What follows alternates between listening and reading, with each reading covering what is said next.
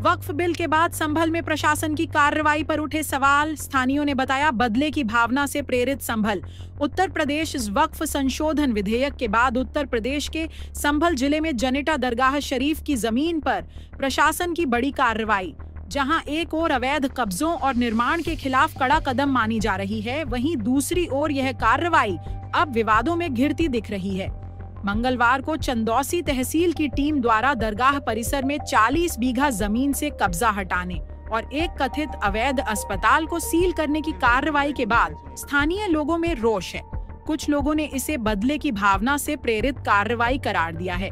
स्थानीय आरोप। संभल के कई लोगों का कहना है कि यह कार्रवाई धार्मिक भावना को आहत करती है और इसे केवल एक विशेष समुदाय के खिलाफ टारगेट किया गया है। एक स्थानीय बुजुर्ग ने कहा, अगर जमीन पर कब्जा था तो कार्रवाई होनी चाहिए थी, लेकिन जिस तरीके से मीडिया इसे पेश कर रही है उसमें केवल मुसलमानों को ही दोषी बताया जा रहा है। हर अवैध निर्माण मुस्लिम नहीं होता, लेकिन निशाना जरूर बनते हैं। प्रशासन का पक्ष। तहसीलदार चंदौसी धीरेन्द्र प्रताप सिंह ने कहा कि यह जमीन सरकारी रिकॉर्ड में दरगाह के नाम से दर्ज है, लेकिन यह वक्फ संपत्ति नहीं है।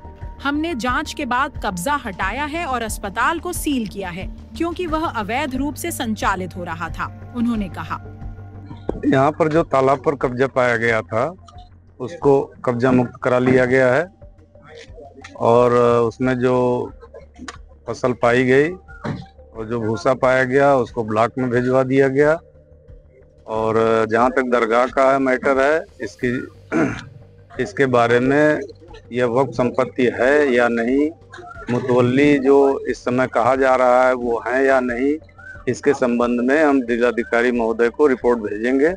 वो दोनों पक्षों को सुन करके उसके हिसाब से आदेश पारित किया जाएगा। सर, कितनी जमीन पर कब्जा था तालाब की? लगभग 40 बीघे पर कब्जा था। अच्छा, दरगाह मामले में तो शिकायत शासन में हुई है ना? लगभग कितने लोगों का था? अब मौके पर तमाम गेहूं कट चुके हैं, कोई ये नहीं बता रहा है कि किसका कब्जा है, इसलिए हम ये कहने की स्थिति में नहीं है कि किसका कब्जा था। बुलडोजर भी चलाया गया क्या?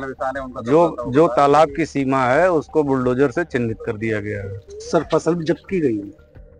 जो फसल उसके अंदर है और वर्तमान में वो फसल है उसको जब्त कर लिया गया है। स्थानीय असंतोष बढ़ा। कई नागरिकों का आरोप है कि चंदौसी और संभल इलाके में प्रशासन केवल मुस्लिम बहुल इलाकों में ही वक्फ संपत्तियों की जांच कर रहा है, जबकि अन्य समुदायों की जमीनों पर हो रहे अवैध कब्जों को अनदेखा किया जा रहा है। सोशल मीडिया पर भी इसको लेकर कई सवाल उठ रहे हैं, जहां कुछ यूजर्स ने लिखा है कि यह सिलेक्टिव टारगेटिंग है, एक तरफा मीडिया कवरेज। स्थानीय लोगों का यह भी कहना है कि कुछ मीडिया चैनल्स इस मुद्दे को सांप्रदायिक रंग दे रहे हैं और वक्फ संपत्तियों की जांच को मुस्लिम अवैध कब्जा की टैगलाइन के साथ परोस रहे हैं, जिससे समुदाय में डर और असुरक्षा का माहौल बन रहा है। अब तक इस मामले पर कोई भी बड़ी राजनीतिक प्रतिक्रिया नहीं आई है, लेकिन जमीनी स्तर पर बढ़ रही नाराजगी इस ओर इशारा करती है कि वक्फ संपत्तियों को लेकर प्रशासन को और अधिक पारदर्शिता तथा संवाद की जरूरत है।